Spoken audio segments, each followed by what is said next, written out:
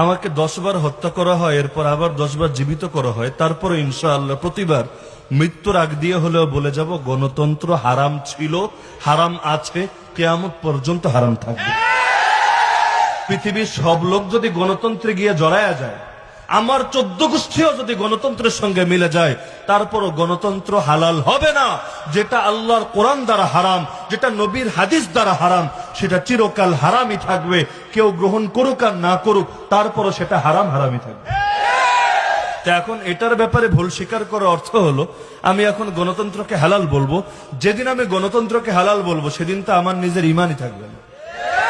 আর আল্লাহ না করুক কোনদিন যদি আমার মুখ থেকে এমন কোন কথা বের হয়, সবাইকে সাক্ষী রেখে বলে যাচ্ছি, কোনদিন আল্লাহ না করুক, আল্লাহ না করুক, আল্লাহ না করুক, যদি এই জাতীয় কোনো কথা বের হয় যে আমি কুফরের পক্ষে দালালি করা শুরু করেছি, আমাকে ত্যাগ করবেন, বয়কট করবেন।